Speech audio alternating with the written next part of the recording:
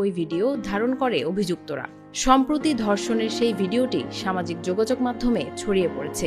এ নিয়ে চলছে সমালোচনার ঝড়। প্রথমে ভুক্তভোগী তরুণীর পরিবার ঘটনাটি চেপে যান, তবে ভিডিওটি ছড়িয়ে পড়ার পর মামলা হলে দুজনকে গ্রেপ্তার করে পুলিশ। গ্রেপ্তারকৃতরা আদালতে ১৬৪ ধারায় স্বীকারোক্তিমূলক জবানবন্দি দিয়েছেন। অভিযুক্তদের কঠোর শাস্তির দাবি পরিবার ও স্থানীয়দের। পুলিশ জানিয়েছে, ধর্ষণের ঘটনাটি গত এপ্রিল মাসের। ওই তরুণীর সঙ্গে আসামি নয়নের প্রেমের সম্পর্ক ছিল। ওই সম্পর্কের সূত্র ধরে শিক্ষার্থীকে পদ্মার চরে ঘুরতে নিয়ে যায়।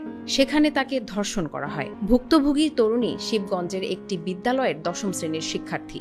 ওই ঘটনায় ভুক্তভোগী তরুণীর মা বাদী হয়ে মামলা দায়ের করেছেন এবং ৩ আসামির মধ্যে প্রেমিক সহ দুজনকে গ্রেপ্তার করা হয়েছে। গ্রেপ্তারকৃতরা হলেন শিবগঞ্জ উপজেলার মনাকষা গ্রামের লুৎফর রহমানের ছেলে ইমন আলী, একই এলাকার মোহাম্মদ মুকিমের ছেলে মোহাম্মদ নয়ন আলী। পরিবারের অভিযোগ, ২ বান্ধবীর সঙ্গে শিবগঞ্জ উপজেলার পাকা ইউনিয়নের দুর্গম পদ্মাচরে ঘুরতে যায় ভুক্তভোগী স্কুল ছাত্রী। এ সময় তারা পরিকল্পিতভাবে ৩ যুবকের হাতে তুলে দেয়। সেখানেই সংঘবদ্ধ ধর্ষণের শিকার হন ছাত্রীটি।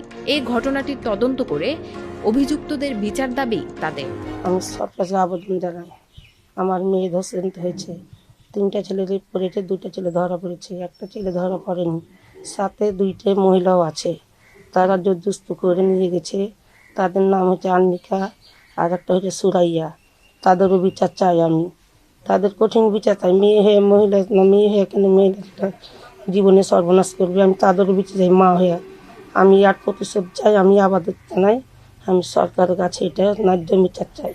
১০ম শ্রেণী পড়ুয়া শিক্ষার্থী পদ্মার চরাঞ্চলে সংঘবদ্ধ ধর্ষণ হওয়ায় হতবাক স্থানীয় ও সুশীল সমাজের প্রতিনিধিরা। তারাও দাবি করলেন দৃষ্টান্তমূলক শাস্তির। আসলে যে ঘটনাটা ঘটেছে আমাদের শিবগঞ্জ থানাতে, সেটা অত্যন্ত দুঃখের এবং আমাকে এখানে যে আপনাদের সামনে যে এই কিছু বলতে বলা হচ্ছে যে একজন সচেতন নাগরিক হিসাবে, আমি এটাতে নিজেকে লজ্জিত বোধ করছি। বাংলাদেশের প্রেক্ষাপটে একটা ইসলামিক রাষ্ট্র হিসাবে একটা মেয়ের যে এরকমভাবে ধর্ষণ হতে পারে, এটা অত্যন্ত লজ্জার এবং পীড়ার। শুধু তাই না, এক্ষেত্রে আমাদের যে মেয়ে আছে, অন্যান্য যার মেয়েগুলো আছে, তারা একটা আতঙ্কে থাকবে, ভয় থাকে যে আমাদের বাইরে বেরোলে কিছু হয় কিনা। মাত্র 10ম শ্রেণীতে পুরো একটা মেয়েকে তার সম্ভবত তার বন্ধুরা তাকে নিয়ে যে তাকে ভুলিয়ে ভালিয়ে একটা অরক্ষিত এলাকায় নিয়ে যেভাবে ধর্ষণ করেছে, এটা আমাদের খুব আতঙ্কগ্রস্ত করে তুলেছে। আমরা চাই যে এই ধরনের ঘটনা যেন না ঘটে, এই অরক্ষিত এলাকাগুলো যেন প্রশাসনের দৃষ্টিতে আসে এবং যে সমস্ত অপরাধীরা এই ধরনের ঘৃণ্য কার্যক্রম চালিয়েছে তাদেরকে যেন অনতিবিলম্বে দৃষ্টান্তমূলক শাস্তি দেওয়া হয়। চাঁপাই নবাবগঞ্জের অতিরিক্ত police super ANM Wasim Firoz বলেন, পুলিশ মূল আসামিদের গ্রেপ্তার করেছে, কিন্তু তার আগেই ভিডিওটি ছড়িয়ে যায় সামাজিক যোগাযোগ মাধ্যমে। যেহেতু আসামিরা স্বীকারোক্তিমূলক জবানবন্দি দিয়েছেন, ভুক্তভোগী ন্যায় বিচার পাবেন। ঘটনায় মামলা হয়েছে এবং মামলা হওয়ার সাথে সাথেই আমরা 2 জনকে গ্রেপ্তার করেছি এবং বিজ্ঞ আদালতে সোপর্দ করেছি। তাদের মধ্যে একজন বিজ্ঞ আদালতে স্বীকারোক্তিমূলক জবানবন্দি প্রদান করেছে।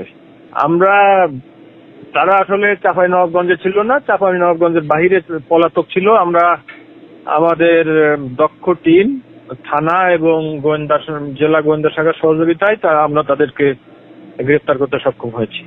দিন দিন অপ্রীতিরোধ্য হয়ে উঠছে কিশোর গ্যাং। অরক্ষিত পদ্মাচরে ঘটেছে এমন নেক্কারজনক ঘটনা, যা ভাবিয়ে